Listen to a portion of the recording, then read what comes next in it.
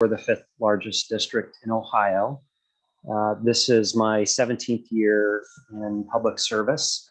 My father started this company 25 years ago after retiring as school superintendent at Nordonia Schools in Summit County. And I've been working with him for the past 15 years just because I get to work with Dad, frankly. But I also get to travel around the state, get to learn different school districts, meet my colleagues, and build a network. So I really enjoyed this work of working with a board in partnering with you. And hopefully through the interview tonight, you'll learn a little bit more about our process because we think that's the secret recipe for us. Thanks. And truly, that is it. I think when you're going to hear a little bit about our process, and we'll try, it's, we could do the PowerPoints, we can flash things in and out, but when you hear about finding leaders, really what you're getting with finding leaders, you'll see as part of our search is centered around relationships, which I'll get to that in a little bit. I'm going to walk you through the materials you have in the center. You have information about our search process that you can certainly look at that on your own, but because you're involved in two searches, we have two sides. So on the left side, you see our superintendent search information. On the right, you see our treasurer information, which we'll get to on the end. I don't know that that's nearly as important, but I'm going to refer you to this sheet on your left side. This is the piece that I'm going to refer to. And I know they say that superintendents are certainly long-winded. In this case, I'm going to try to make it as simple as I possibly can, because both of our searches are centered around the same concepts. And I think the advantage, well, let's say the two most important decisions that we believe a Board of Education make are the hiring of a treasurer and the hiring of a superintendent. And you're blessed with having both of them at the same time. So you have two really big, important decisions. And that's where you look at this graph and you see it's a critical decision. There's no doubt about it. It's a critical decision. It is the lifeblood of your school district, is the Board of Education, and hiring your superintendent, hiring your treasurer. We think relationships are at the heart of our process. So if you choose finding leaders, we believe you'll choose finding leaders, as we find that districts that work with us, they work with us multiple times because it's about relationships. It's relationships with the community. It's relationships with your staff. It's relationships with the board. And it's relationship with your potential candidates. We're blessed to have those contacts. We have roughly about 30 consultants throughout the state of folks that are former superintendents, board members, treasurers, and we've done searches so we know folks around the area. So we have those relationships. But I think the most important relationships are what happen in our process. We're going to be with you from the time at which you say, we'd love you to do the search, and we're going to hit the ground running with all of that work. And we're going to get to know all of you and what you're looking for, and potentially new board members, as we understand it, to know what you're looking for, and then your community. Finding leaders was based on an engagement process. So when Ryan talks about his dad starting the company, that's when engagement was not, certainly the word that it is to everyone now. So we've been doing engagement from the start of our business. So that's really what we're all about. And quite honestly, you don't like to, but I don't think anyone does engagement like we do. And because it's the heart of what we do. And so it is building relationships with your staff, coming in and doing as many focus groups as you want us to do. How many teacher groups you want us to do, how many support staff groups you want to meet in the community, what community groups do you want us to meet with, what political groups in the community. We've had as few as 5, and we've had as many as 20 focus groups. This is truly your search from that aspect. You tell us what you want us to do and who the folks are that you want us to meet with, and we'll be meeting with them. So those relationships are developed and they're continued throughout the whole process, okay, as we go through, and we're constantly working with you. Last spring, it was a busy year on the treasurer side. I know Ryan did a large number. I did 6 superintendent searches in a relatively fast process. But even in that, you'll get a personal working relationship, the Board of Education, with us, with your consultants, to say, how are we doing? What's it looking like now? What are you hearing? What's going on? We will be working hand in hand with you. So as you go through the process, you see we start, obviously it's a critical decision with the announcement. We get that out right away. In 2021, it's not the brochures anymore. We'll show you that. We can put that out there. We can do that. It truly is going to take us going out and recruiting folks. There are going to be people that will apply. There's no doubt about it. But sometimes there's really good folks that could be your next superintendent, and they're sitting back and they're not looking for a job. And they may be the best superintendent candidate that you have, because what we're doing in that process, from the point at which we start to do the engagement process, we're looking for not the best superintendent. We're looking for the best superintendent for Huron. And that fit is going to be based on what your community tells us, what the board tells us, what your staff tells us.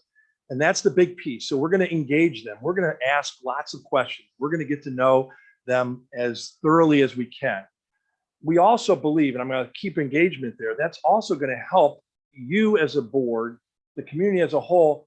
When the superintendent starts and becomes your next superintendent, you've already hit the ground running, because they already have a list of what we've heard from the community and all those interviews that we had with folks and all the discussions we had. They have a little bit of a roadmap about where they're headed and where they're going. So it's not only their interviews with the Board of Education, it's all the interviews we have. The recruiting process, as I said, is huge. Going out, especially when Ryan talks about the treasurer candidate, there aren't a lot of them out there. Okay, so it's going to take recruitment, and it's going to take folks that know treasurers, that are involved in OASBO and the background that Ryan has. That's what you want on your side when you're looking to find the best treasurer. By the same token, superintendents knowing superintendents, although we're from Northeastern Ohio, we also have a number of superintendents in Central Ohio, Southeast Ohio, Southwest Ohio. So we know folks, and we also can pick up the phone and find out and get the background, the story behind the story about folks. So I think that will help in the recruiting process. The interview process, we will be with you throughout that process, not to run your interview for you, but you have day jobs. The boards of education have day jobs that you're doing. And certainly we do this all the time. You don't do it all the time. We'll take care of that process. We'll line up the interviews based on the time schedule you have. We'll prep the candidates for you to make sure that they have everything. We'll be there with you. We'll help you process the interviews, because you don't do those interviews all the time. If you want us to help you with questions, we'll help you with questions. We'll do all of that in the process of preparing you for those interviews so that you can have the best interviews that you can. Let me jump in on the interviews, because I think it's an important part of our process. As Ed set the stage for the engagement in building a broad coalition of support for these two positions, there's also a word that I want to leave you with and focus part of our process. It's accountability. So accountability, not only that you're showing and sharing that transparency with the community, but accountability that we, your consultants, are helping hold the process accountable. What does that mean? Well, that means when we build the qualities and characteristics of the successful superintendent and treasurer based on community and your input, we build our interview questions around that. We build the profile about that. We recruit based on that, so that we're not just collecting applications on your behalf. We're finding people that, as we as practitioners can say, yes, they can technically do the job, but do they fit in Huron? That's the part I think is the secret recipe here that we mentioned as part of the engagement. Thank you. Generally, our process would go from, bringing you 6 candidates, could be 5, could be 7. We, again, do that front end interviewing for you. I don't know that anyone does the number of interviews that we'll do. We interview upwards of 15 to 20 is a pretty normal process. And, the good news is you have a chance to look at the process on the front end, where the whole pool is out there for you at the beginning if you time your process. But those candidates will do all that interviewing for you. So you don't have to sit through interviews for people, as Ryan said, don't fit, and you may not know they don't fit based on their paper, but you do when you sit down and interview. So we will personally interview. There will be no one that would come to you that we have not personally put through a very thorough interview. So we're not going to pass on candidates to you. So we'll share with you, as Ryan said, we're very transparent. You'll see here are the 6 people that we believe fit your profile and characteristics of what you're looking for in your superintendent. And here are all the other people that apply. And you have the opportunity to say to us, well, why didn't you look at Cindy Smith? Why didn't you want John Williams? And we should be able to, any consultant should be able to tell you why we thought they weren't a fit. And if you as a Board of Education say, I think that person fits and we want to interview, by all means, this is your search. The community is going to hold you ultimately responsible, for the decisions that you make. and you should hold us responsible to make sure that we're going to bring you the best possible candidates. So that will be an interview of 6. What we would recommend from there, if you're doing a finding leaders process, this is a staple of ours, and it has been for years, is stakeholder engagement. So the final interview would involve stakeholders from the community. Okay, I'm speaking specifically to the superintendent search in this aspect. But again, those same groups that we interviewed on the front end, you bring back teachers, classified staff members, community groups, political groups. It could be, however you structure that. Anywhere from 30 to 40, somewhere in there. You help. We give you the design of what we've done for all the other districts, and then select those folks that sit there. They will all be there as part of the evening. And to give you a little picture of what that would look like is one person from each of those groups, could be 7 or 8 groups, will be asking questions on behalf of their group. The others are in the audience listening to the responses. So they're all part of it. After the candidate leaves, okay, you as a board are just witnesses for that part of the process. Okay, that part of the interview is not yours. That's for them to certainly go through. We'll process those interviews with the community, and we'll go through all that while that person takes a tour of the community. This is a great community to see, and I think it does make it attractive. And they also get to see exactly what the buildings and the rest of it, whether they're local or not, they have a chance to do that while we're processing it. And then the last part of that, second last, you'd have dinner with that person. It could be dinner brought in, you could go out to dinner, however you do it. But you want to see, is this a fit? Do we like, you're going to spend a lot of time with this next board, your next superintendent. Same way with treasurer, I would say for that aspect, but is this a fit? Is this someone like being with their significant other, what have you? Then you do your interview. And that interview, you might have had set questions, but the community might have spurred you on to some other questions. You do that we recommend 2 final candidates, and you repeat that for 2 nights. Okay. Ultimately, we will tell the community ultimately it's your decision. We're not asking the community to make the decision because you're going to be held responsible for it. But the community is a huge part of that, because you see how they connect with the community, how they answer the questions that are most important to all the groups in your community. And that's the stakeholder engagement process is like I said, a staple. It's a staple of finding leaders, and probably a huge aspect if you choose to select us. Due diligence is also going on. I know that's on the circle. What we also need to do for you is to make sure that we brought you candidates that you don't want to find out something in their background. So we're going to put them through a significant due diligence process. And we're also going to lead you through your own due diligence process, which you don't do all the time. So we'll give you all the things you need to do as well as what we're doing. But we just don't see those issues that we bring people candidates that we haven't done strong due diligence on. Then the last piece that I would tell you before turning it over to Ryan, which I think is huge, we don't walk away. You would be done with our agreement. We give them not only a transition plan, we will work with the next treasurer, the next superintendent, with a retreat that we would have with you to feel out what your jobs are. We do these all the time. And part of that is whose job is it? What do you want from the treasurer? It's those informal conversations before they ever even start the job. And so that's used to be something we charged, and we did that. That is part of our process now. And we will give them a whole transition plan to show for the whole year what that whole year should look like based on Huron. And we will be with them. What I can tell you, if you call on any of our references that you want to check in here, we talked to 6 superintendents that I was part of their searches last year. I'm talking with on a regular basis. And that will happen 2 years from now, 3 years from now, 5 years from now. Why? Because we have a vested interest. It's a relationship that we made with you. We're going to see board members at OSBA. We're going to see folks. We stand behind what we're doing, and we want to make sure that we do a good job. Thanks, Ed. I'll just wrap us up by we exhaustively went over the process. And you heard that word engagement through our entire process. Again, we don't collect resumes on your behalf. We vet them. We stress test them. We keep each other accountable on behalf of the community and taxpayers, so that ultimately your next superintendent and treasurer are successful.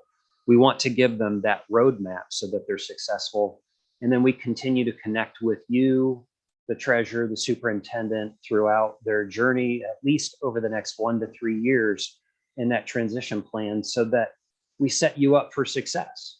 We set you up with your evaluation tools and what are those goals and objectives in such useful.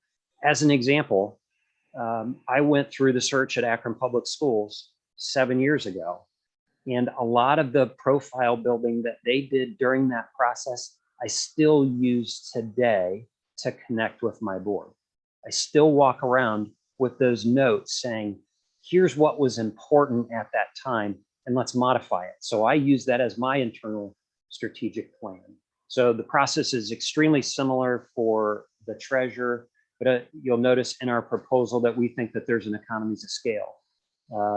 And quite frankly, we'll be a little bit bold here. We think you should hire one firm to get to know you and the community to ensure the success of both of those senior cabinet positions. With that, we'll turn it back over to you for any questions that you have. Thank you, Ed, as well. Thank you very much. Questions? Questions at all? When I was looking through your prospectus, it looks like you have one general fee that you charge, 14.9. Showed what you have is you have, if you do them separately, but then it's less if you're going to do both of them, because obviously it could save the board because we're coming out. And since you brought up money, I'll tell you that you could do free, okay, or you could do inexpensive. And there's times when I think a board of education should save money, and it's important for your CEO and your CFO. I don't know that this is the time where our fee, or if we're more than someone or less than someone, or free or what have you. I think personally, this is the time when you're hiring. This is a multi-million-dollar decision. You know, you look at what your, what your revenue is every year. You look at what you're certainly as a district, and you look at the types of decisions that they're making. They're making million-dollar decisions. And so I'm not belittling thousands of dollars, because I know you're watching every dollar, but getting this right is important enough to spend the money. But we do know that if you do both of them, we're going to be out here, Ryan, myself, we'd add one person. Normally we do 4 people, we do 3 people, because, we're able to do that for you. And is your timeline, is it different superintendent wise than it is treasurer wise? The timeline is generally 3 to 4 months. This is a unique circumstance. And I think behoove us to make that declaration today. It's to connect with you, the community, and stakeholders to say what is best for your district. The treasurer search is a little bit different than the superintendent search. To find high quality candidates, and the treasurer is not as dependent on the school year of leaving in a mid-school year as it is a superintendent. So we want to be aware of that in the search, and that's why we put some sample timelines out there, more for you to see our process than for us to tell you, here's when you should start. Okay. Thank you very much. Second Yep. page, and then go here. Thank you very much. Anything else? What date would you close applications for superintendent, being that it's tied to the academic year, being that we have them in place right now? I think when you look on, the superintendent side, we did draft a general timeline, and there is a little bit of going too early. Even though you've got all the time, we generally start right after the first of the year. I think is a good time to start a superintendent search. And as Ryan said, to take our time so that we have a gap in between each of them, that we could do due diligence. And sometimes, like last spring, we were doing them in like a month. We could do it in a month if we have to. You don't have that time. I would say the perfect situation would be what you have right there. By March, you probably have your superintendent when you have the full pool. And but we could give or take a little bit either side of that. If you go too early, you like to believe people are in their job. You're not thinking about next year in November. Okay. After the first of the year, we could start having conversations with people about potential candidates. And we're having those conversations all the time. We do so many superintendent searches that we're blessed with a pool of people superintendents and potential superintendent candidates by knowing the whole state, not just this area, but knowing the whole state, that we could start having those conversations once we built that profile. So I would say we would start on that, Mr. Ward. I would think, let us get rolling right away, but let's not ask for applications until after the first of the year. That doesn't mean we're still not already working for you, that we're not already thinking of potential candidates that might fit. But I don't think we'd start the process, even though we can, much till after the first of the year. Now, again, treasurer might be a little bit different, as Ryan said. Sam, thank you. Fine, Ed, thank you. Thank you very much. Thanks. Appreciate that. Thank you very much. Thanks for coming.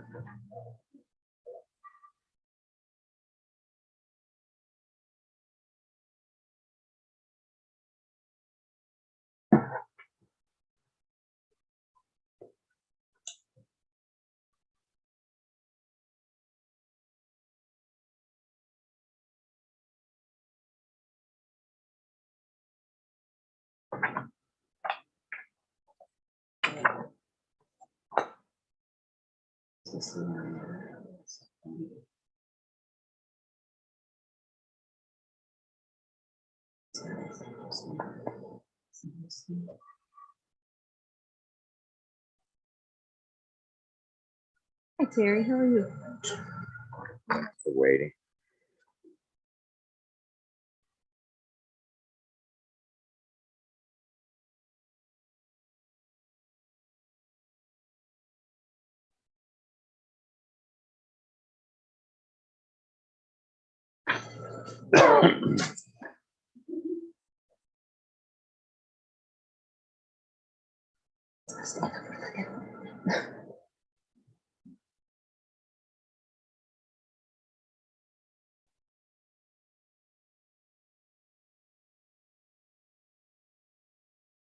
Tech person is.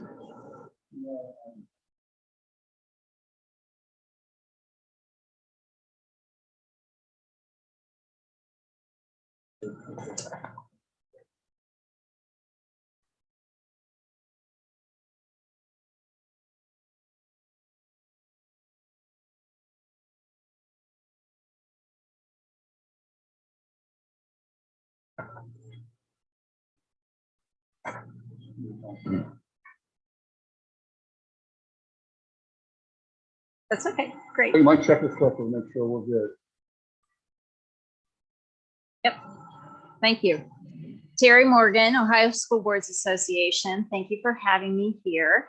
And as I've told you in the past and shared with you, I'm a former board member from actually a career center, an ESC, and a local school board. So I have sat in your seat and I'm here to try and help in any way that we can.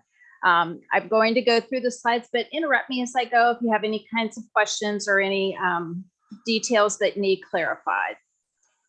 We certainly, and I have blended our information about the superintendent and treasurer searches into one. So I will talk a little bit about each one, but we know that they both began with a strong team of consultants that continues with an honest and transparent process, which we feel very good about the transparency of our process, and then end with that long-term relationship.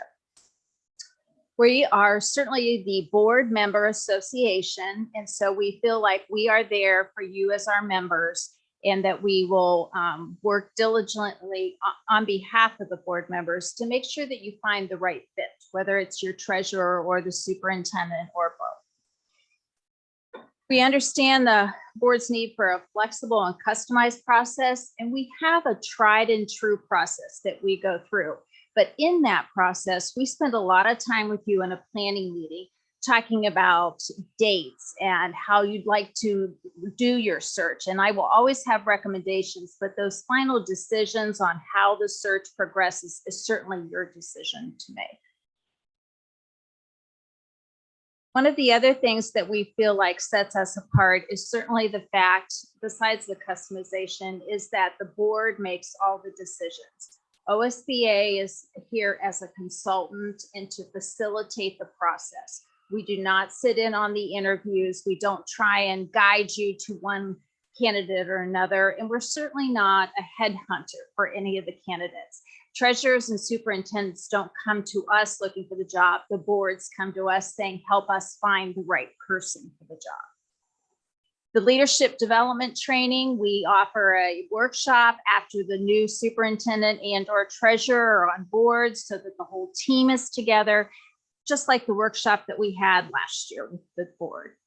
And finally, that guaranteed satisfaction. If we go through this process first round and you don't find candidates that are the right fit, we start all over. There's no additional cost. We stay in this until we find the right person. Their process is first to talk about that leadership profile. And that's, we have a planning meeting with the board and go through what you would like to see in your new superintendent and or treasurer, and develop that into a profile that then goes into your brochure. With both positions, we have an easy opportunity to do national recruitment. And that's another topic we talk about. Sometimes boards really want that national recruitment. Other boards feel like we need an Ohio person, perhaps even a regional person that really knows Huron, understands the community, likes the opportunities that it affords. So we would have that conversation. But because we're a school board association, we have an association in every state except Hawaii, and they do the same kinds of things that we do. So we developed a system, an online program called Revelis. And that's the program we use to take all the applications, to share with you all the applicants' information. They have to upload all their credentials. And that same system is used across the country by at least 15 other state associations. So as soon as we post your position, it's automatically posted to all those associations. And again, we can talk more about recruitment and our marketing activities if we are doing the search. The professional objective screening, again, because we have that Revelis system, it is apples to apples. Every single candidate has to fill out the same pages. And so if you go from their home page, it looks exactly the same for every candidate. And it makes it fair and more objective that even an internal candidate needs to apply through that same system. The board-centered candidate evaluation, again, we're gonna have a lot of different tools in your toolbox to help you beyond that 1 hour interview that you schedule for the first interview. And so we'll talk about a couple of those things, but certainly they all realize that you are making this decision and that it has to be the right fit according to how you know your community. And again, that customized team workshop. This is the organization that I was talking about, and this in particular is the Superintendent Searchers, National Association of Superintendent Searchers that we have across the country and that we have set up the Revelis system for. But we have that same opportunity for treasurer candidates. Although a lot of states don't have a per se treasurer position, we still have the same opportunity to advertise for it. The Achiever is another tool that we have developed, and we have this for both the treasurer and the superintendent. We took a group of outstanding superintendents and a group of outstanding treasurers and tried to determine what are those characteristics and those innate behaviors that we feel are so important to make them succeed. And then how can we do some kind of online behavioral assessment that will help find those characteristics? So we have that tool available for both treasurer and superintendent that gives you yet again another picture of the candidates that you're looking at for finalists.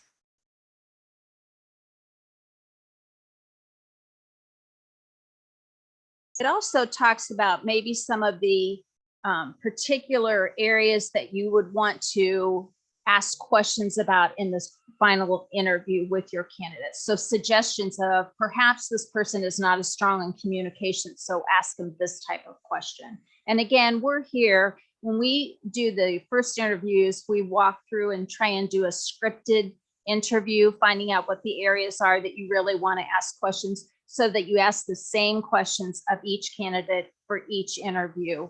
And then the second interview is a much more open interview. This is Revellus, the system that we developed, and it was a combination between the searchers, people like myself who do this on a regular basis, and our technology people that came together and thought, here's all the information we need. We need it in one kind of system, and that's how we created Revellus. The community and staff involvement. Certainly for both positions, this is important. And we have developed a number of ways, and we would talk about this in the planning meeting. In a superintendent search, we would actually really encourage you to do a day of focus groups where I, as the consultant, would come in, spend the day in Huron. You would have dedicated times for each one of your stakeholder groups. And I would just listen. I have 3 questions that I ask, and I take all kinds of notes on flip chart paper, give you a written report. It's easier because I don't know anybody. I'm not going to say so-and-so said. And yet it gives you all of their input, what they love about the current, what they want to change in the future, what they think the issues are that are coming up for Huron. And so those stakeholder focus groups are extremely important. For a treasurer, we can do the same kind of stakeholder groups, but oftentimes we find that an online survey is just as effective because it's a different set of traits that you're looking for in a treasurer versus a superintendent. Staff, again, we can do, we suggest a schedule to you, but we break down like certified staff, elementary teachers, middle school teachers. Sometimes it's by building. Districts find that their buildings are more comfortable with each other. And so we'll do one elementary school. So again, that's a topic we would talk through at a planning meeting. The other thing that we have are tried and true models for finalists to meet the community. And sometimes school boards, because it is your decision, sometimes school boards like to wait till you have your selection and then introduce them in a town hall or some kind of open house. Other times you have 2 finalists that in your opinion, both would be outstanding. And so you want those 2 finalists to go before your stakeholder groups and have them be asked questions and introduce themselves and their talents. Again, we have detailed references that we can send you, might have already been included in the proposal. And certainly the customized timeline, I'm going to have a picture. On average, we would say 90 days, but again, we can make it sooner, we can make it less. Certainly the best season for looking at opportunities is January, February, March, because a good superintendent or treasurer doesn't want to leave necessarily in the middle of a school year. So they wait and they are looking to finish up a school year and then start a new place. So this is just a sample of how we develop the timeline, and all of these dates are determined by the board. So we make sure they fit with what's going on in your community, what's going on in your school district, what's going on in your personal lives, that everybody will be available and committed to those dates. So again, we feel like it is incumbent upon us as your member association to make sure that all those key decisions are made by the board as a whole, that the community input is vital to the process, that the information about the candidates should not be filtered. Again, we are going to give you everything. We don't hold back or we don't recommend. We give you all the candidates and then help you sort through. Certainly, as the years have gone by in our involvement, we've gotten to know candidates. And if you'd like our input, we're going to share that with you. And we also have an internal screening committee. So I would have those results that I could share too about the candidates. But again, it is sharing information for you to make a better decision. The process we feel is very fair and transparent. And again, all the statutes and laws of Ohio, where we make sure that you follow. And we do that 3-hour workshop after the selection is made. I guarantee that we are in this until you find the right person, and we are as vested in your success as you are. So any questions that you might have? The only other thing I wanted to share with you is that because you are looking at doing 2 searches, we would certainly give you a discount with the 2 searches combined. That would not be full price on either one. So.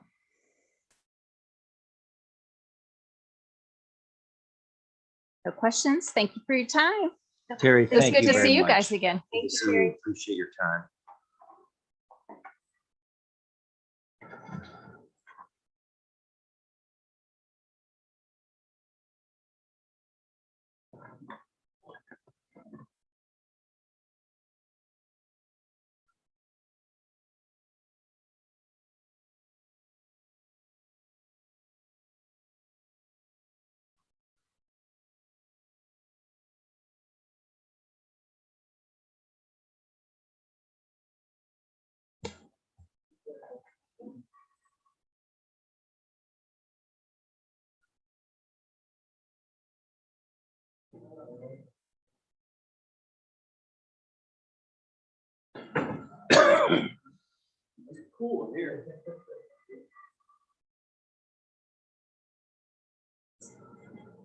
Doug, thank you for your patience. Okay, so we do. Ready? Okay.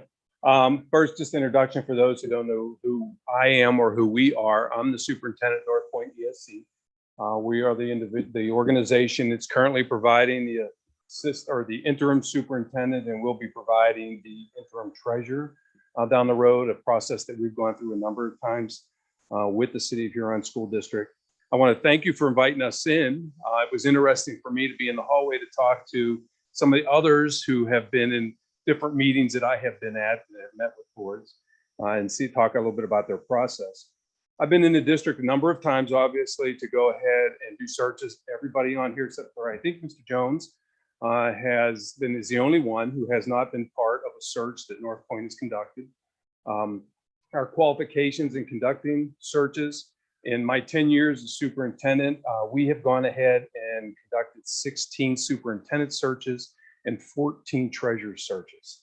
We've all been successful. We've also reached out, and at least Mr. Ruff has, in our capacity, to go ahead and do some of our library searches for your library personnel in your school districts. In terms of selecting us over all the others, I would tell you that with respect to our investment in your community, we are different than the other 3 that you have brought in, and that those individuals more than likely have had to do homework on your district, had to become familiar with your district, drive around a little bit before they came today to go ahead and view the area. If you utilize North Point, we have an investment in your district. You belong to North Point ESC. You're one of 27 school districts that we provide services to. And we only do searches for our service area is all we do. We don't go out, we're not a business that goes out and goes ahead and tries to make it part of our agency. We just help the communities upon which we work. It's important for us on who you select as your treasurer, superintendent, because we hope to continue to work with them down the road. Your last couple of treasurers, we have helped you to bring in to include Mr. Dreyer there, those types of things. I'm a graduate of Huron High School. I graduated in 1981. That's a huge investment in this community. I was a councilman for 8 years in the city of Huron before I moved out of the community. Our agency, if you look at our agency in terms of the top leadership of our agency, Mr. Ruff is my assistant superintendent of personnel and programs, has been high school principal. He is a member of the community. My treasurer has his children attend the school district. We have 30 individuals in our organization that live in the city of Huron School District. So we are invested in what you end up selecting to be the treasurer and superintendent of your school districts. In terms of the process that we utilize, that makes us a little different than the others that you've heard from. We present to you all the candidates. We do not go ahead and vet any of the candidates. A lot of the organizations will go ahead and meet with candidates ahead of time, get to know them type of thing. We go ahead and do all the legwork for the board, as you all know, in terms of what we've done in the past. We present to you every candidate. We work through that process with you. We do all the communications. We help you set up the interviews, just like the other organizations do. The difference being, though, is that investment in the community, and that's what we have. It's a huge investment in your community. We work with all the individuals here. We have classrooms in your school district, all those types of things. So we are definitely invested in what you are going to end up selecting as a treasurer and superintendent.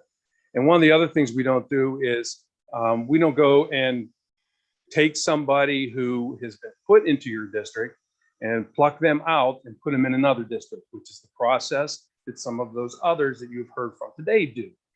They go ahead and have a pool of individuals that they'll call up and say, hey, I got this position available. If you're interested, it's a great scenario. And they'll go in and put that person in that position. And then they'll take them out also. That's not a practice and a process that we're involved in at all, said. So in terms of the other aspects of it is that out of the group that you're referring to, you're talking about 2 searches. It's a considerable amount of money if you utilize the other agencies. I will tell you that we do not charge anything for any of the searches we do, for our client districts. So there's no charge whatsoever. And in terms of that aspect also, for instance, I would venture to guess that we're probably currently saving you about $100,000 this year, just in providing you an interim treasurer in the situation that we were able to work out with you with your treasurer leaving. So that's the gist of what I want to communicate with you, is that we're invested in the process that you're about to undertake, a very important process, an unfortunate process that you have to select 2 individuals in such a short period of time. Obviously, the treasurer's area is a difficult area right now. There's not a lot of qualified treasurers available. So that is a tough job to put in front of you. It's one that I would encourage you to do first, and I would encourage you to do it as soon as possible. There are a couple other agencies or districts that will be doing searches here in the near future. I'm already online to go ahead and conduct 2 of those in our agency. One of them will be in the near term here, and another one will be in January. So you will be competing in that aspect also with some of your community, so the other districts. So that's what I just wanted to share with you, is our commitment to your community. We're part of your community and would definitely like to help you in selecting it. If you do not select us, though, no hard feelings. We understand that. So just wanted to be available for that. Questions? Doug, thank you very much. Any questions? Yeah, I do. I see statewide advertisements, so you don't go national. We do 10. There's 10 different areas in which we go ahead and advertise statewide. Actually, Mr. Rayer here, he was down in Southern Ohio when we went ahead and found him. So yeah, those are available. It's probably all the same ones that the other organizations provide. I'm asking about national. National, no, we do not do anything nationally. We do put it in the OSBA publication that comes out, and I don't know how far that reaches out. Curious. And the other question I have, it's listed on here, but I didn't hear much about community input. What we do is we work for the board. It's the school board that we're working for. We don't come in and try, just like the programming we do within our agency. We don't come in and try to tell you this is how you should do things. We allow the board to select how you want to do things. If you want community input, we'll help you go through that process of having community input. If it's a decision that's just going to be made by the current board and move forward with that, we help you with that also. So we work for you is what we do. We don't get into trying to select a candidate or put somebody out there in front of you who, that you may not be interested in. Anyone else? Questions? Only other thing I would have, Mr. Ward, is that if you are going to end up selecting us, that we set up a meeting as soon as possible so that we can establish some timelines with the calendars, because that's a very important part of the process, obviously, particularly when you're doing 2 positions, to go ahead and schedules that everybody, the board members have and all those types of things. So, okay. Very much. Appreciate your time.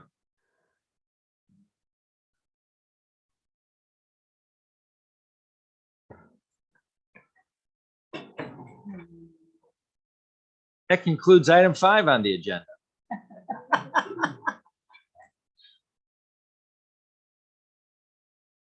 Any comments? regarding any of the presentations. If anyone like to take action immediately?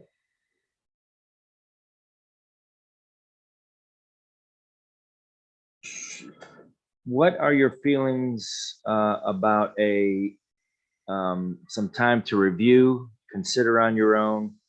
Do we need to schedule a special meeting? Otherwise, we're waiting until October. Special meeting.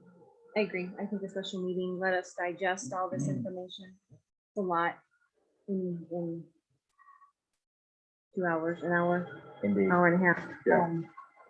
We'll digest it and then schedule a special meeting. Which time would you like? A week, couple days, whatever works. We keep schedules. Sometime next week.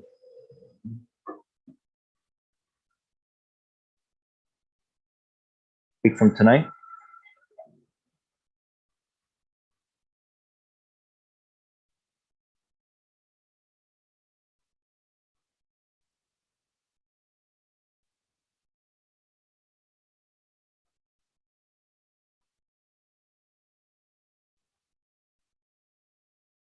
Scott and Donnie, while you're thinking.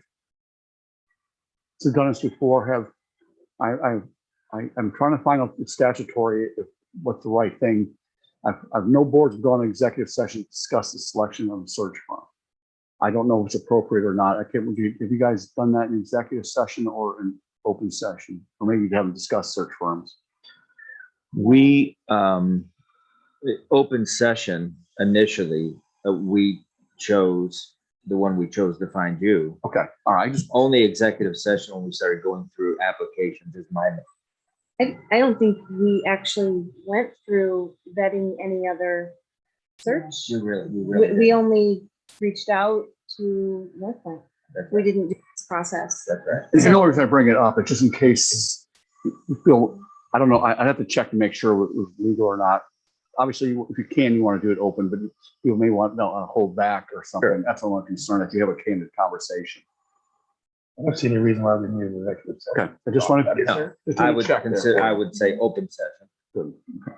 It just, whether to do it now or wait till, as Mrs. Mass pointed out, time to digest. We've just been handed a lot of material. So special session, open, 1 week from tonight, Tuesday. 6 o'clock. 6 o'clock, week from tonight. I will get, I'll be meeting Betty this week, and if she is not available, you may have to. Is the purpose of, do we plan on selecting a firm then? Yes, discussing and deciding on which of the 4 firms presented tonight. That's the purpose of the special meeting. Session, right? Special work session. I don't know if we would say. Special meeting. Yeah, special meeting. So we can take action. But we'll put public notice out with the potential that you'll take action in that meeting. Only without checking Betty's schedule, assume that you hire Betty as the interim. If she's unavailable, you'll just need to appoint a treasurer pro tem that night. That's no big deal.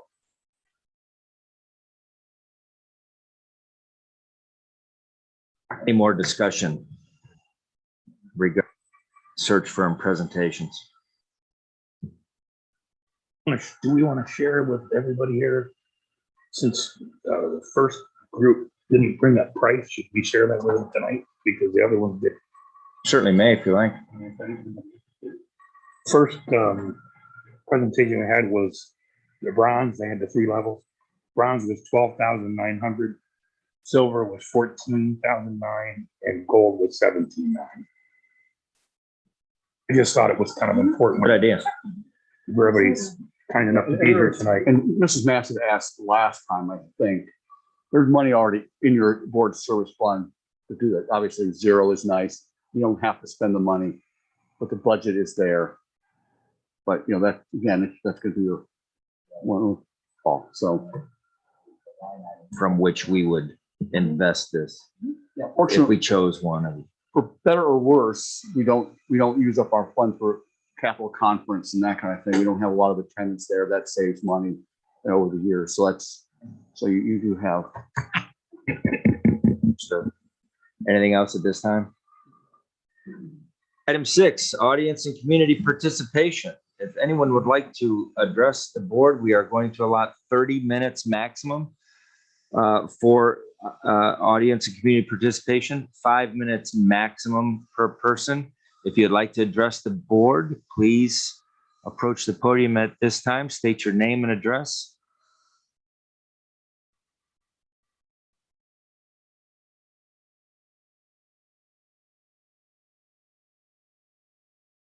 Hi there, Amy Hurst. And I'm kind of an outsider as far as Amy, can you state your address? 1225 Brookview Drive. Thank you. I just sat through whatever, an hour and a half of those interviews. And I guess I have a question. Did you guys use those kind of firms to hire past superintendents or treasurers? Amy, this is not a Q&A. You have 5 minutes to present to us. I can't ask you questions, but Oh, okay, well, actually. I would just say a couple things with that then. If you have used those firms, maybe get away from it. I wasn't impressed with the first couple ones. I think you need to probably start local and then branch out and probably from within. And, I always like the whole thing where you start a job, down on the lowest position and work your way up. So anyways, if that helps, plus Mr. Ruff, I talked to you the other day and I'll save you the money if you put that back into the system if you want to go with my recommendation for superintendent. Remember it's not question and answer. Anyways, I have a guy in mind, Troy Roth, out of Finley. If you want to try to go after him, I think it'd be good for our community. Okay, well, I did write down some things, so I'll start with that. Like I said, I did talk to Mr. Ruff the other day, and at that time, I was a little disappointed that you weren't familiar with not so much me, but my concerns coming in as the interim superintendent. Kind of gave you a couple weeks to put your feelers out, feel my issues, my concerns, try to pinpoint it with principals, the board members. But anyways, all that you wanted to start with was COVID-19, and that wasn't any of my concerns, but it's getting to be more and more at this point, what's going on with that stuff. But anyways, my issues at this point, since this isn't question answer, basically just has to do with communication with the board, with administration, with how things are run. I tried in-person emails, phone calls. Jody, you were the best at, getting right with me. I just feel like maybe my concerns you weren't real aware of going on in our schools. Mr. Ward, I went back and forth with you for a little bit, but I think your education, I tried to say, talk to me in layman's terms, because I just want to be short and sweet and simple, and this is it. But I got Abe Lincoln responses coming back to me on my email. So anyways, for parents to try to get involved with the schools, since this isn't really my bag, they have concerns. So, and that's me, I have concerns. And I really only was alerted to get so involved because of everything being talked about nationwide. Tried calling, just say, hey, is this stuff going on around here in our schools? And I kind of felt like I got to run around. Like people just didn't want to shoot it straight to me. Even went to the curriculum director, asked her, hey, are you teaching CRT? Oh, can I call you back? Can I get your name and number, call you back? Nice girl, nice woman, but why you got to call me back? Just talk to me. Aren't you such and such curriculum director, blah, blah, blah. So, not good. And that's only after I kind of felt like I was chasing around some answers, maybe not using the right language that the schools are now using to get around issues and things going on. But anyways, that doesn't set right with parents, doesn't set right with the community. If you guys can't start talking kind of straight I feel like for some reason, this education, this whole institution we got the rug pulled out from under us. I don't quite understand how, when, where, why. I've been in the system as a substitute, absolutely loved it. But I saw so much wrong with it also. So I'd like to just whip it back into shape. I mean, I love the teachers, the administration, the kids. So that's what I don't understand. A lot of them are my friends and not making me aware as a parent what's going on. So I guess my biggest thing is just, everybody in those meetings or those things we're talking about, transparency and accountability. Yeah, I think our city, our schools need to step up and kind of spell it out for parents. We don't get written communication anymore other than emails here, there. Half the time it's the same form letter.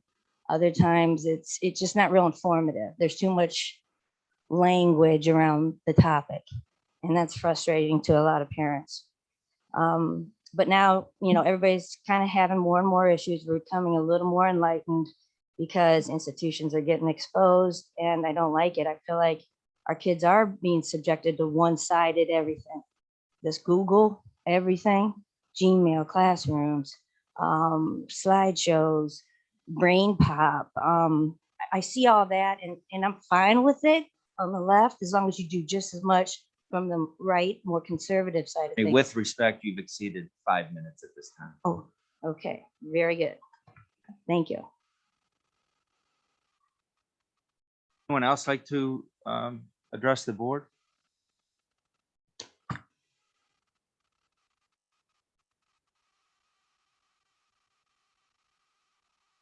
Casey Hartley, 310 Canterbury Drive, and I'm going to read a letter that I sent to Mr. Ruff and Mr. Ward this morning. Gentlemen, when Jody Mast emerged visibly shaken from executive session at the August regular board meeting, many people wondered what had happened. I know several addressed this with her, and some addressed it with you following the meeting. I made a public records request to understand the sequence of events and communications leading up to and following that day. The public records response I received Saturday regarding that executive session is informative. I don't know which is more startling, Mr. Ward, when you call taxpayers jerk-offs or propose violating Ohio Open Meetings Act by calling board members to see how you should handle Mrs. Mast and her request to discuss a personnel matter in executive session. I appreciate you submitting your records, Mr. Ruff, as damning as they are. They illustrate what happened between the time Mrs. Mast requested executive session, received pushback from Mr. Ruff, and then 2 days later received an unquestioning approval for executive session by Mr. Ward. Sirs, you demonstrated in your text message exchanges what appears to be a coordinated effort to retaliate against a board member. As the top administrator for the district and the top elected official for the district, your orchestrated actions to handle Mrs. Mast seems designed to chill her First Amendment free speech and obstruct her board member code of ethics responsibilities.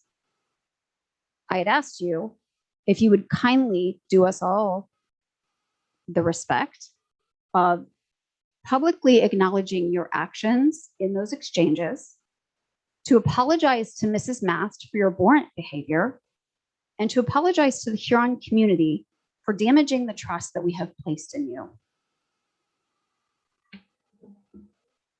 Thank you for your contribution. Would anyone else like to address the board at this time?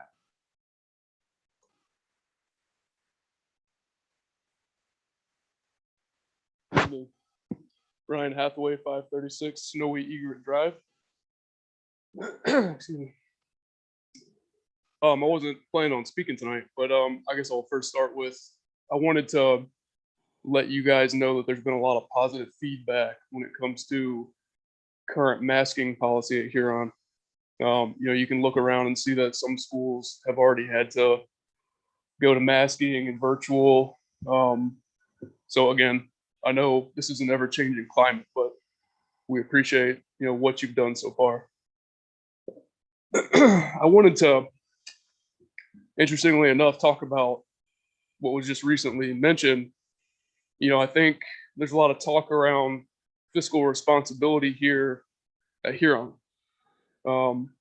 It's interesting that some people talk a lot about saving the district money, but yet attack and spend thousands of dollars in information requests from the school district to play that role. So, for those of you who are watching this, I think it's important what's going on behind the background. And instead of attacking our board members, I would suggest getting out and actually speaking with people, and not putting in information requests that's going to cost the school district thousands of dollars. So I just wanted to point that out. Again, appreciate what you guys do. And it's time to build the community up. So that's all I had to say. Thank you for your contribution. Would anyone else like to address the board at this time?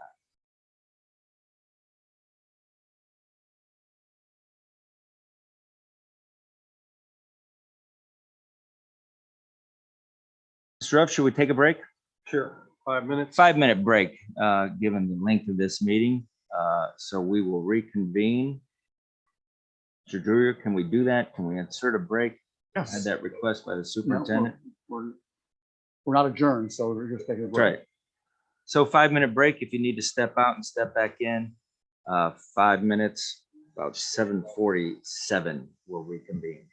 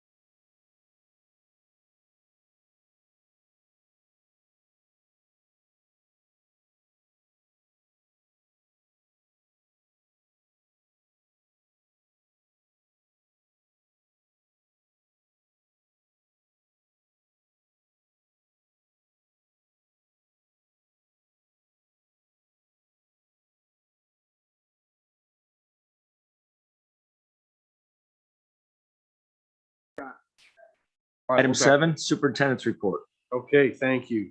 Several things, but I'll be brief. We had a meeting and the Ohio Facilities Construction Commission is beginning their study of our facilities, and in turn, what that'll lead to is recommendations, community engagement, and so on. So we're looking forward to that. A lot will be happening, of course, simultaneously. I've been talking about, you've heard me use the word restructuring of the district. We've talked about what we're going to do with McCormick. Well, now Ohio Facilities Construction Commission is here. And if you recall, all those new buildings that you've probably everybody in our community has been in, from Willard to New Regal to Seneca East, all over, those are Ohio Facilities Construction Commission buildings. They've been around for 20 years. The ones in Sandusky that they're building now. So we will have information on what they feel is good for our community. I will tell you that as the meeting ended, the consultant said that really with our enrollment in our type of community, he could foresee recommendation for a one campus district. Whether we go that route, we're not obliged. And because we're considered a wealthy district, we don't get the percentage of money typically that some other districts might, which means we might want to go it alone because there's rules that they put in place. So I think at this point, with everything going on, it's going to wait to get the report, and we'll keep you informed with that. The other thing, Bikers Against Abused and Neglected Children. If you remember in our August board meeting, afterwards I was approached by Mr. and Mrs. Joe and Pam Jenkins, who are the co-founders of this organization. And they came up, and I hadn't met them before, gave me their card. And basically it's a message that any superintendent or board member or anybody would like to get. The first words were, "We're here to help if you need anything." The first person I talked to was Pam Jenkins. She has a particular passion, not only for helping abused and neglected kids, but does not want to see anybody ever miss a school lunch or go hungry. Her and her husband, Joe, own Knuckleheads here in town. So they're also local business owners. And I just wanted to put this on the agenda because I really deeply appreciate being approached like that. And, we always, unfortunately, there's sometimes we're probably going to use them. So just so you know, that was at the end of that meeting. COVID update. You've probably seen my emails. We've been trying to communicate with the community. We are mask optional. There was, and you can see from the agenda is already dated what I wrote last week, because we have to get this thing posted by Friday. We saw an uptick last week. We didn't see that this week. We were hoping that the governor would give us new guidelines. Last Thursday, I think he was on, about quarantine, because of course quarantine is the thing that our parents dislike. And you have to call them and tell them that their child can't come to school because they're close contact. The governor didn't do that, but I was expecting. Warren County, Ohio, is part of the pilot program approved by the governor and the Ohio Department of Health. They are piloting the idea that if a student is a close contact to a positive COVID case, they don't have to quarantine if they agree to wear a mask when they return to school and be tested, I think, but don't quote me on this, days 3 and 5. So no symptoms, wear a mask. You have a negative test day 3, you have a negative test day 5, and you can remain in school. That's a pilot program. There was word that that's what the governor was going to announce Thursday, circulate. That's not what he did. So we'll stay tuned for that. I'm hoping to get more guidelines on that moving forward. I want to also applaud our community. Our quarantine total so far this year is 40 students in our 4 buildings. And I really want to thank the parents, because I really feel like in talking to the principals daily about attendance and this kind of thing, our parents are keeping kids home when they're not feeling well. And that is the whole key to this. And so in turn, because of that, the quarantines at least up to this point, haven't had to be as severe or as numerous as other districts. Because they are being kept home. In some cases, our kids that are positive are with kids from other school districts. So it's not applicable maybe to a classroom. But that is comparison, that is not, knock on wood, a high amount. So we were, all we can do is monitor this day to day, week to week. More and more things come out. I always tell myself we know so much more now than we did at this time last year. And, you'll probably get tired of hearing the updates. We get stuff every week from the health department. But so far, all things considered, so good.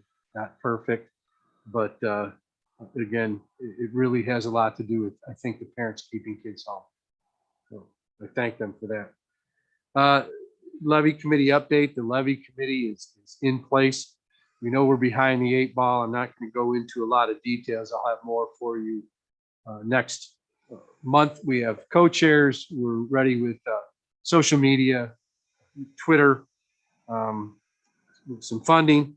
We're meeting tomorrow. And again, I'll have more information. We know essentially we have to run, I guess, a little bit of a stripped down levy campaign, but I do want to let our community know that we are on the ballot November 2nd for a 5.6 mil operating levy. And also this committee will continue on success or failure with the November levy.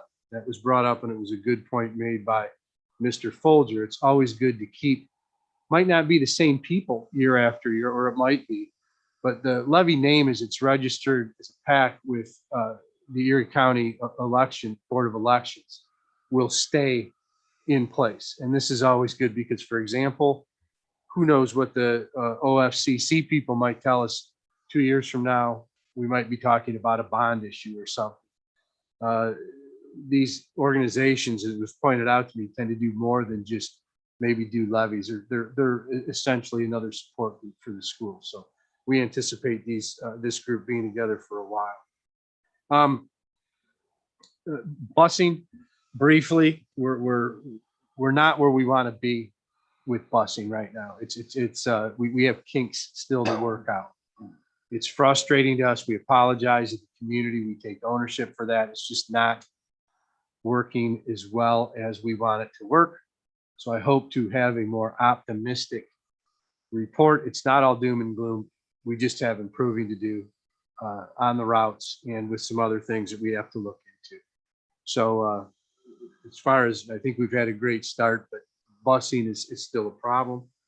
And lastly, I just want to thank Randy. This is his last meeting, and I haven't, been able to work with you long, but I appreciate the guidance and all the help you've given me as interim since I've been here in July, and wish you the best of luck over in Perrysburg. Now that you are what are they, the Hornets? The Yellow Jackets. Yellow Jackets. Stinging bugs, yes. Okay, yes. A tiger is much more ferocious. Yeah, I'm having a hard time with the stinging bug. Okay, yeah, right. Yeah.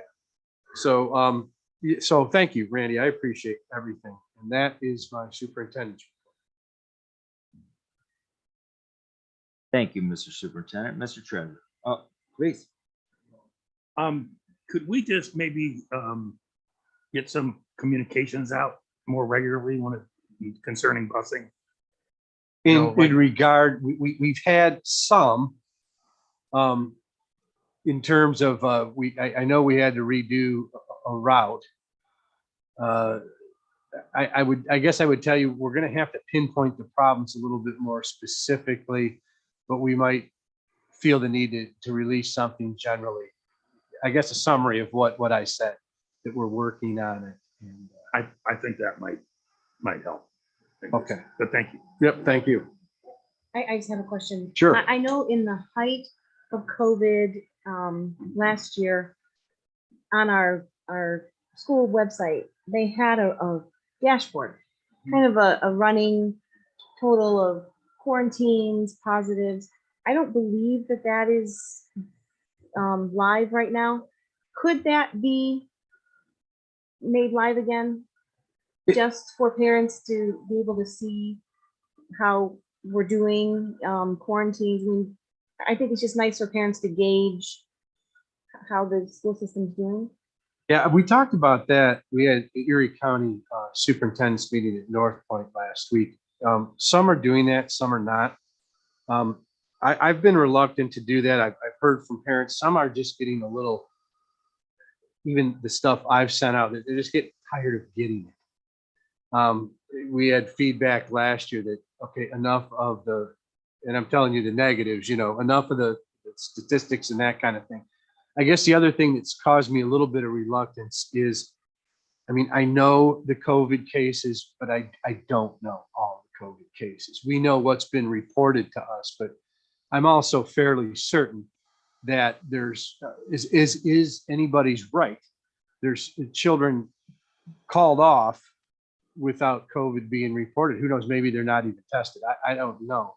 So I guess in my mind, throwing it around, it's hard to report it accurately, I suppose, is my thought. There is a lot of information available to all of our constituents through the health department. I get a printout every week where there's statistics by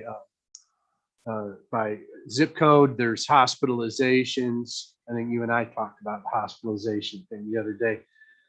So I just feel like I'm walking that balance of not, I don't want to say promoting, that's not the right thing to say.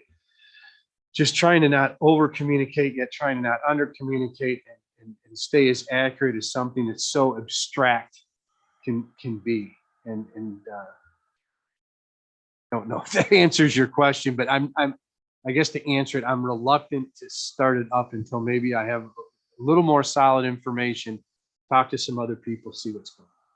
Like, I guess I thought last year our building administrators did a really good job of screening when parents did call in.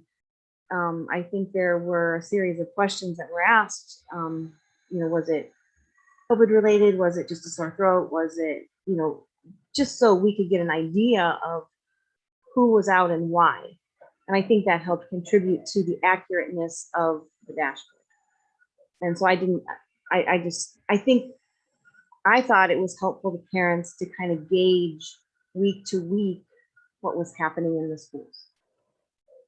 And I think we're trying to do that, but in a way that maybe isn't reflective of those numbers, more reflective of a narrative, if that makes sense, in terms of week to week, kind of what we're doing, reminding people that we're, of our cleaning protocols.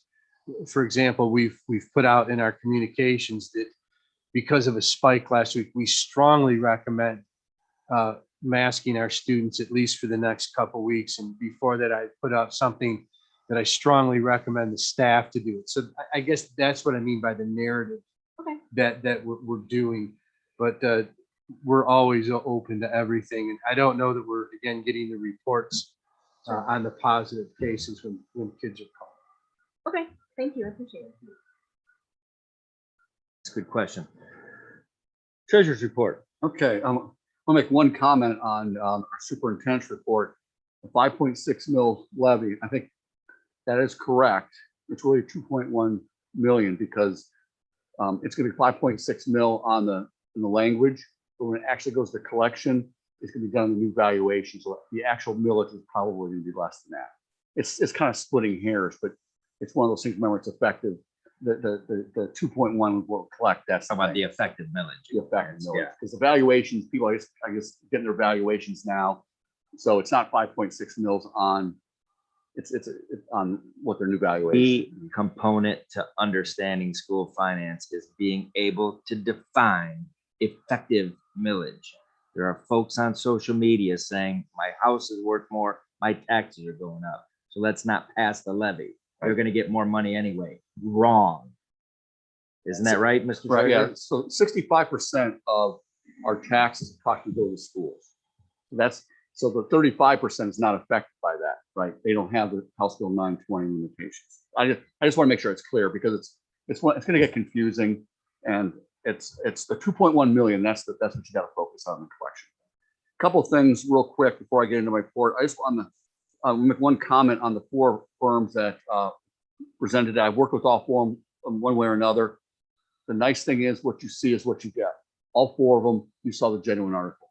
So whatever you end up choosing, you've seen the general article. Doug is Doug, Chris Moore is Chris Moore, Ryan's Ryan. And so I feel you got a good picture from my standpoint that you to choose from. So, and just want to point out, and Mr. Hatchway brought this up, it's a good point. The documents in your folder that you got, I got PDFs of them, so I'm going to put them, I'll attach them to board docs if the community is interested in those documents. They're public record.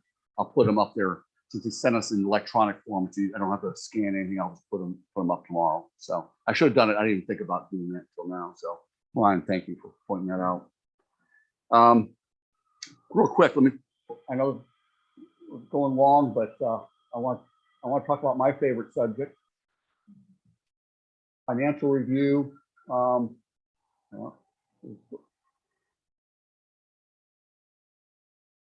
the disbursement stuff. You guys can read that at your leisure.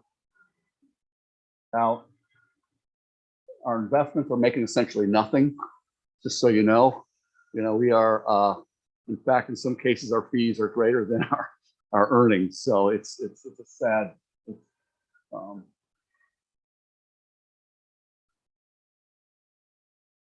tax reconciliation. And well, our fund, I'll just put it, our fund balance in general fund, $7 million. Remember, this is we're just past our high point for the year. So we're, like, I just transferred another $750,000 to get through the next 2 weeks yesterday. So we're drawing down and that cash balance will continue to drop until February, maybe end of January, we'll get a tax advance, depending on how collections go with the county. So people see that $7 million, that's a nice place to be, but it's every month it's going to drop probably $1 million or $750,000. So I just want to point that out on the and in the final part of the report. You saw it. I'm going to go into a detail, but we're tracking where we expect fuel expenses and stuff. We're right on 2 months, but it's 2 months in, right? So we're not going to see all the savings yet. For example, and Mr. Crooks was right. Obviously, having our interim superintendent, you get what you pay for. Sorry, John. But there are some savings that's going to show up. They'll start showing up now because the new contract year started August 1st, and so we'll see some of those and some of those other things. But there's also some stuff that will be coming back in. August donations were, correct the number, $1,700. I think they were mostly in scholarships. We also had a non-cash donation of 4 tubs of peach ice cream, which I heard that John was poo-pooing it, but I think there's some good peach people out there. So I got to pick on John. It's my last chance. Last week we had a financial information sharing session. I think it went well. Feedback I got. I appreciate board members coming and attending that. I wish we had done more of them up to this point. It kind of felt like we missed the boat on that. Might be for the levy, so. Well, and we'll talk about that in here in a minute, but it's important. I mean, the message is important. The story is the same, and I'll mention Perrysburg here in a minute when we get there. You'll be asked to approve permanent appropriations tonight. I hate that name, but that's what it's called because they can be amended, right? As the year goes on, as we learn things or if federal grant allocations change, but that again allows the district to spend money. And a couple other things here. Conference room I've already talked about. ESSER dollars. We try to make the space better for remote learning, hence the microphones, the connections now for the technology. As soon as our big screen TVs come in, we've already have one for this room, but it's being used in the classroom right now. But that was a higher priority than being up here. You have a nice space for remote learning. I think it's already been used a couple of times and improve the quality of our communications here in this unit. So I'm pretty excited about. It wasn't not a lot of money. I think it's pretty big bang for our dollar. Pretty professional. Couple things that are not on my list. I have a recommendation on there. It sounds a little self-serving, but I just want to have an explanation that we're trying to do a consulting contract. If Betty, I don't want to step on Betty's toes. I still feel a lot of ownership for the district. So have mixed feelings about leaving. And after a 3.5 hour board meeting in Perrysburg last night, had major second, but unfortunately, they on the for better or worse, they got the same issues, just across 5,600 students instead of what we have. They've got enrollment issues, but it's the other way. They don't have room students, and it's a different types of challenges, but the finances are similar, same wealthy district, not getting much state funding, not getting much, federal funding, that kind of thing. My point is, I really appreciate the support that this board has given me and the community, and I'm still living here on the near future. Don't know, there's no immediate plans to move. And I've already, offered to Mr. Ruff help, where we help the levy campaign, communications, and on the consulting side, the 5-year forecast, and anything else Betty wants. Not that I'm looking to nickel and dime, but I'm here to support that. So, and I told you when I was looking, I was here until I'm gone. And I'm working through Sunday to turn the keys over to Betty on Monday morning, but I'm not going that far. So, and again, it's a good community, and hopefully we get through this period and solve a couple of other issues, because there's some other more exciting things dealing with the buildings and stuff like that. Should be exciting and fun, and not being dragged through this maybe there. So that's all I have, unless there's any questions on the financials. I apologize that my technology didn't work the way I wanted to, but Questions for the treasurer? and I thank you all very much. John's been good to work with, and all 5 of you, I've enjoyed working with you, and my interaction with the community have been really positive, so I can't complain about that. Well, we are very grateful, not only for your service to this point, but being accessible to us, your offer to continue to work with us during the transition. So thank you very much. Don't give up ownership easily, and I if you did, there's something wrong. I'm not that, It seemed like the dust has settled in our search for you. And here we are. And Doug made a good point of that, make me feel bad about I that, know. but that's okay. Hey, we just found this guy. We just. Treasurer recommendations? So item A, is the monthly report, financials at end of August 31st. Item B are donations as listed. Item C are permanent appropriations and the amended official certificate of estimated resources. By the way, the amended certificate says we have enough money to meet the appropriations. County auditors would say, you can't appropriate money you don't have, right? And then item D is one of those embarrassing ones. I hate bringing then and nows to the board, but as you are aware, anything over, if we have an invoice that's greater than $3,000, it doesn't match a purchase order or whatever, the board has to approve that as a then and now, saying that we had the money, it was appropriated, but whatever that is. In this case, it has to do with our early retirement program and that severance piece. There's some miscommunication on the purchase order, so a portion of it I have to ask for approval on then and now. The money was budgeted, it was appropriated. We just didn't have purchase orders that matched the invoice date. And then for your information, we have 2 contracts with North Central Ohio ESC for visual impaired services and orientation and mobility services. North Point provides most of our special education needs, but they can't provide all of them. So we have to go to other ESCs. In this case, North Central provides those services.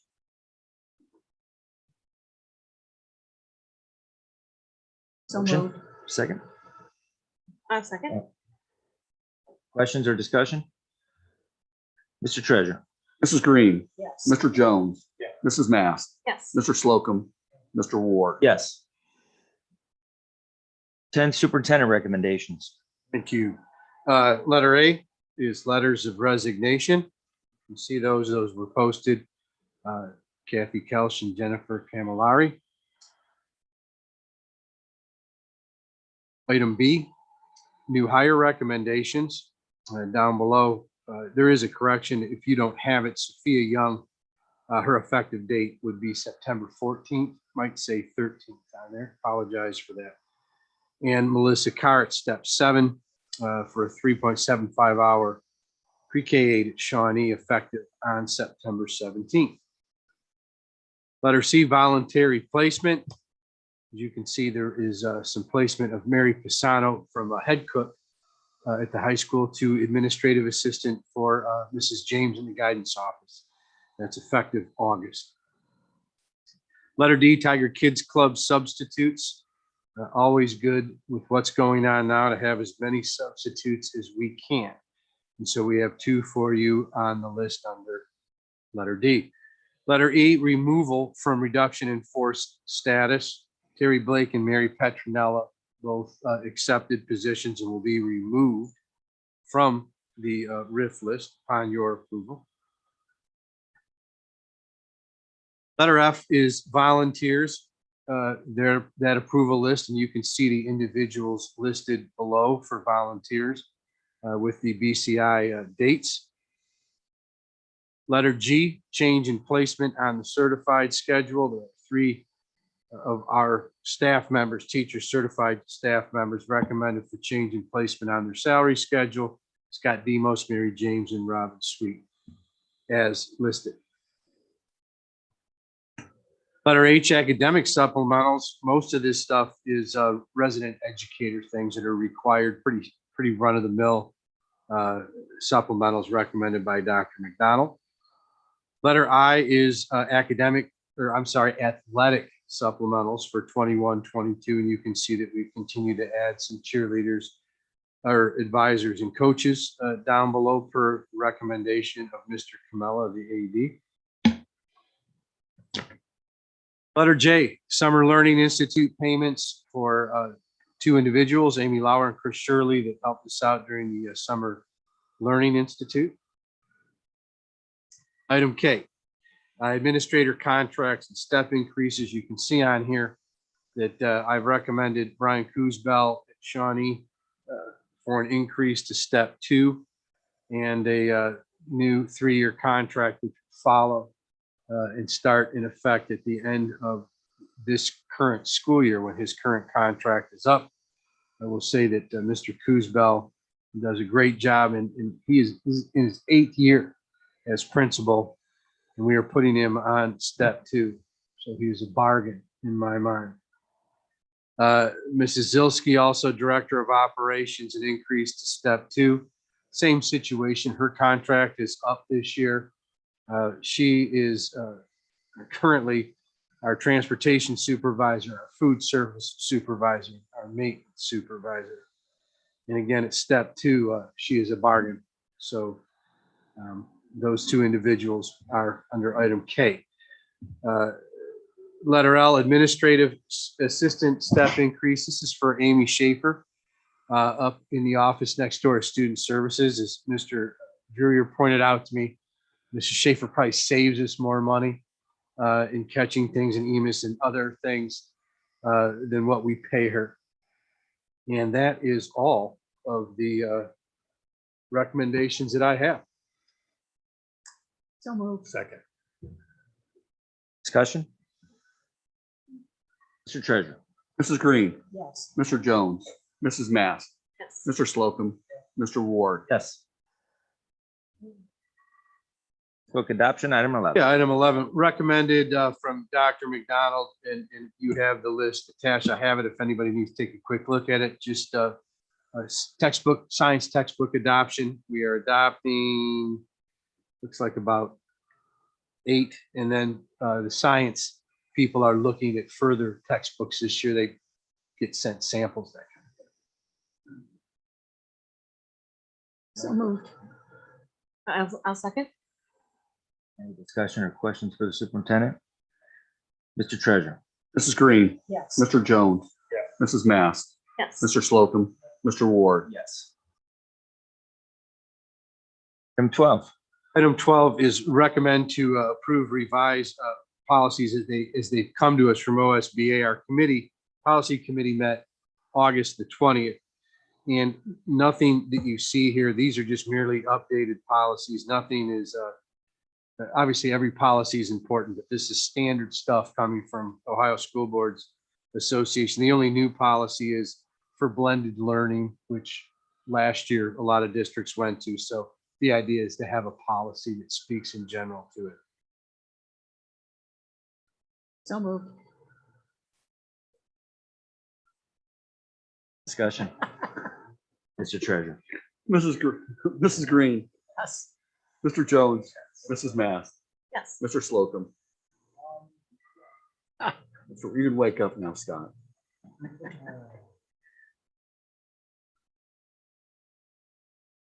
Item 13 is, I didn't vote, Mr. Treasurer. Oh, Mr. Ward, I'm sorry. Yes, Sorry. we're all getting a little stir crazy. It's understandable.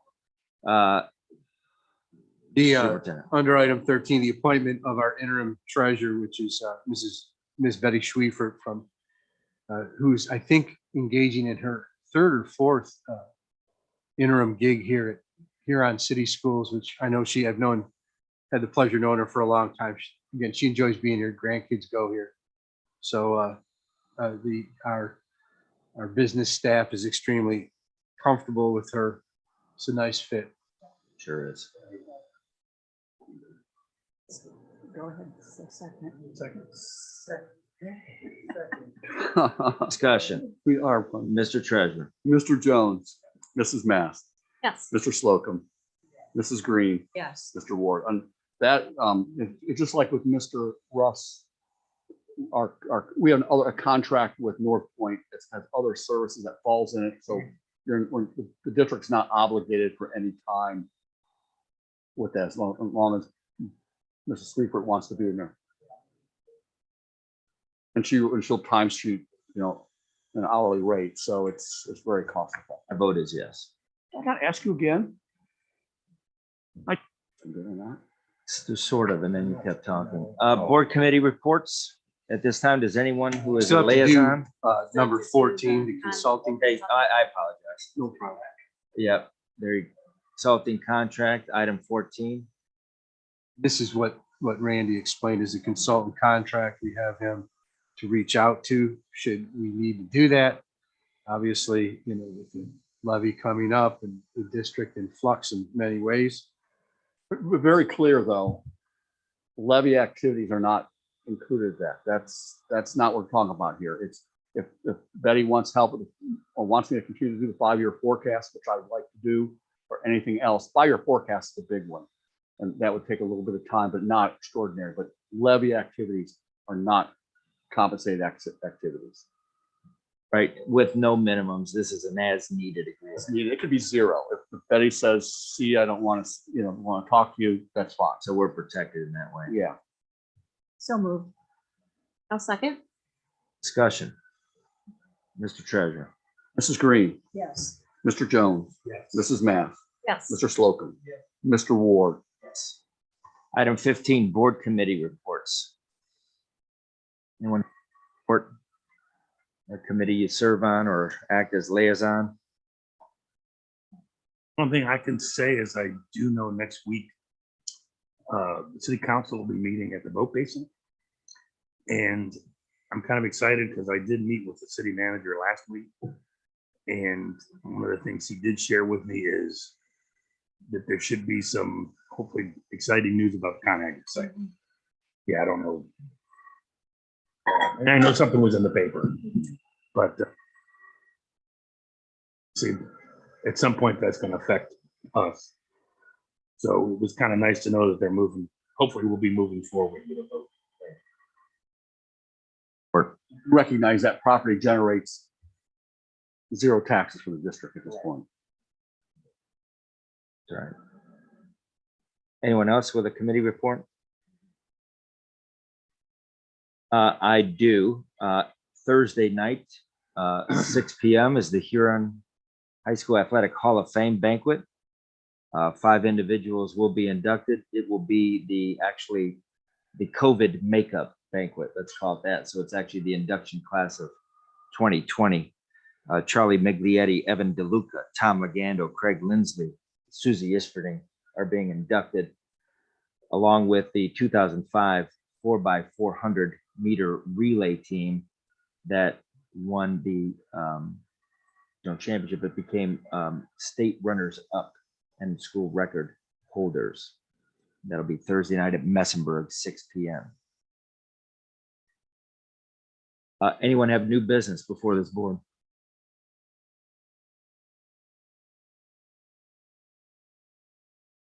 take this time on behalf of the Board of Education, Mr. Druyer, to present you with this plaque dated today, September 21st, 2021. The Huron City Schools Board of Education acknowledges with gratitude the commitment to excellence and high level of professionalism as treasurer/CFO given by Mr. Randy Druyer.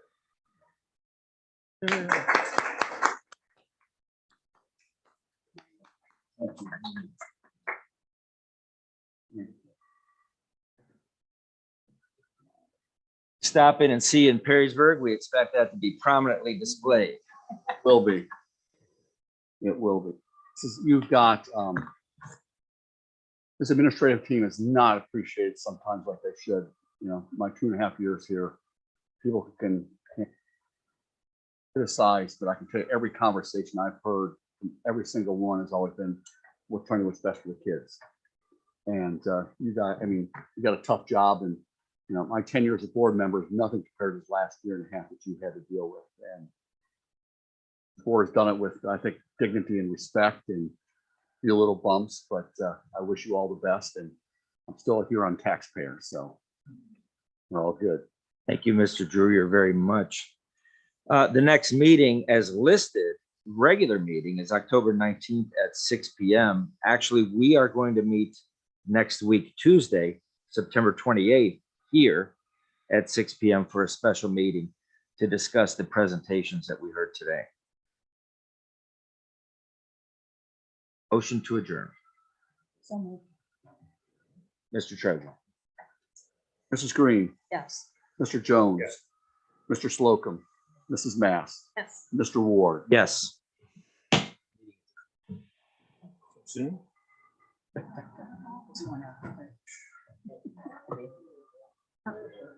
Gosh, thank you. I can't believe it. Thank you. You're. I'm already. Yeah. We appreciate your leadership. Yeah. I hired you on the board when I got hired. Seems like yesterday. Oh, my gosh. So, I appreciate it. Thank you so much, We've been guys. part of your whole Have a good night, professional Joey. career.